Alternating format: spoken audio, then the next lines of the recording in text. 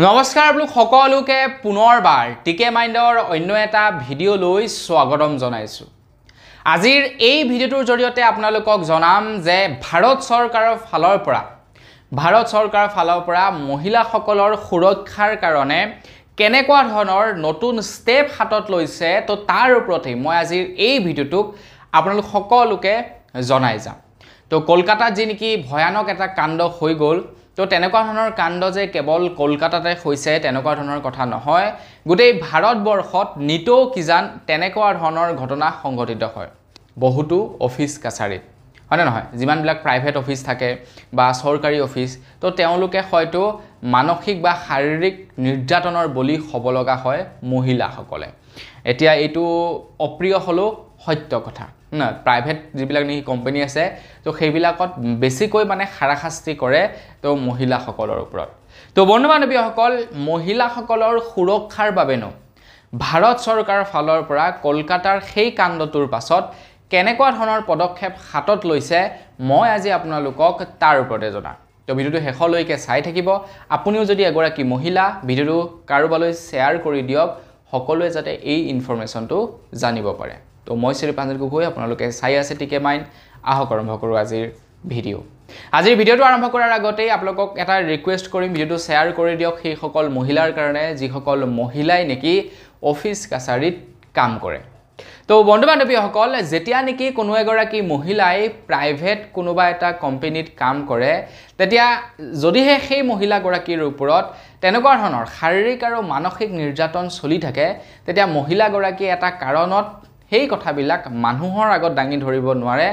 সেই কাৰণটোৱে হৈ গ'ল যে মহিলা এগৰাকীয়ে যেতিয়া নেকি কাম কৰে, যেতিয়া নেকি কামত জইন কৰে, তো কামত জইন হোৱাৰ এটাই মাত্ৰ কাৰণ হৈ গ'ল যে হয়তো তেখেতৰ কিবা চাগে ঘৰৰ দায়িত্ব আছে, যাৰ কাৰণে নেকি তাতে কাম কৰিবলৈ গৈছে।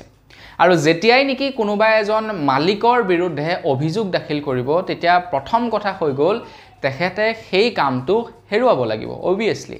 যেতিয়া নেকি কোনোবা এজন মালিকৰ ওপৰত অভিযোগ দিব এগৰাকী কৰ্মচাৰীয়ে, তেতিয়া সেই মালিকজনে বা সেই কৰ্মচাৰীজনক কিয় ৰাখিব, হয়নে নহয়? এইটোতো চিধা কথা, কেতিয়াও নাৰাখে, উলিয়াই দিব সেই কামৰ পৰা। আৰু তেনেকুৱা ধৰণৰ ভয়ৰ বাবেই হয়তো মহিলাবিলাকে কিছু কথা সমাজৰ আগত বা ডাইৰেক্টলি মুখৰ ওপৰত ক'বলৈ সাহস নকৰে। এতিয়া কলকাতাত যিটো নেকি ঘটনা হৈ গ'ল, তো সেই ঘটনাটোৱে গোটেই ভাৰতবৰ্ষকে জোকাৰি পেলালে।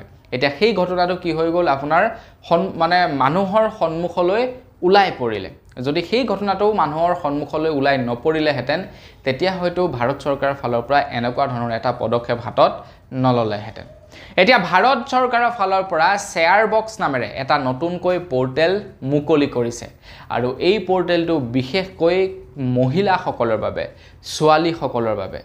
এইটো নহয় যেন কেৱল অফিচ কাছাৰীত কাম কৰা মহিলাসকলৰ বাবেহে, প্ৰত্যেকজনী মহিলাৰ বাবে এই শ্বেয়াৰ বক্স পৰ্টেলটো। এই শ্বেয়াৰ বক্স পৰ্টেলটোৰ জৰিয়তে এতিয়াৰে পৰা মহিলাসকলে যিবিলাক কথা নেকি সমাজৰ আগত বা পুলিচৰ আগত ক'বলৈ সাহস নকৰে বা পুলিচৰ আগত গৈ ক'বগৈ নোৱাৰে, তো সেইবিলাক কথা এই শ্বেয়াৰ বক্সত এতিয়াৰে পৰা কোনোবা এগৰাকী মহিলাই ক'ব পাৰিব। ছাপ'জ এগৰাকী মহিলাই এটা চৰকাৰী অফিচত কাম কৰি আছে, তেখেতৰ ছিনিয়ৰজনৰ বিষয়ে তেখেতে হয়তো মানুহৰ আগত বা আপোনাৰ তাতকৈও ছিনিয়ৰজনৰ ওচৰত কমপ্লেইন দিব নোৱাৰিব পাৰে, বা থানাত গৈ হয়তো সেই কথাটোৰ বিষয়ে অৱগত কৰিব নোৱাৰিব পাৰে। কিন্তু ভাৰত চৰকাৰৰ ফালৰ পৰা যিটো পৰ্টেল মুকলি কৰিছে শ্বেয়াৰ বক্স, তো সেই পৰ্টেলটোত তেখেতে একদম মুক্ত মনেৰে, মুক্ত কণ্ঠেৰে তেখেতে সকলোবিলাক ঘটনা বিৱৰি ক'ব পাৰিব তেখেতৰ যিজন নেকি মেইন অভিযুক্ত থাকিব সেই অভিযুক্তজনৰ ওপৰত। আৰু তাৰ পাছত কেন্দ্ৰ চৰকাৰৰ ফালৰ পৰা সেই ব্যক্তিজনৰ ওপৰত তদন্ত চলাব বুলি জনাইছে। তো বন্ধু বান্ধৱীসকল, আপোনালোকেও যদি এগৰাকী মহিলা, আপুনিও যদি ক'ৰবাত অফিচত কাম কৰে বা অফিচত কাম নকৰক কিয়, আপোনালোকৰ লগতো যদি তেনেকুৱা ধৰণৰ কেতিয়াবা এবিউজ হয়, তো আপোনালোকে এই শ্বেয়াৰ বক্স যিটো পৰ্টেল মুকলি কৰিছে ভাৰত চৰকাৰৰ ফালৰ পৰা, তাত গৈ আপোনালোকে কমপ্লেইন কৰিব পাৰিব। আৰু কমপ্লেইন কৰাৰ পাছতেই একশ্যন লোৱা হ'ব বুলি জনাইছে, যাতে মহিলাৰ জীৱন সুৰক্ষিত থাকে, মহিলাৰ সন্মান যাতে সুৰক্ষিত থাকে। তো তাৰ বাবেই এই ৱেবছাইটটোৰ মুকলি কৰা হৈছে। তো বন্ধু বান্ধৱীসকল আজিৰ ভিডিঅ' জনাবলগীয়া সৰু এটা ইনফৰমেশ্যন ইমানে আছিলে খবৰটো জানি কেনেকুৱা লাগিলে আপোনালোকৰ কমেণ্ট এটা কৰি জনাব যদি ভাল লাগিলে লাইক এটা কৰিব চেনেল যদি ছাবস্ক্ৰাইব কৰা নাই ছাবস্ক্ৰাইবটো কৰি ল'ব পুনৰ এটা ভিডিঅ' লগ পোৱাৰ আশা থাকিলে বিদায় মাগিছোঁ ধন্যবাদ জয় অসম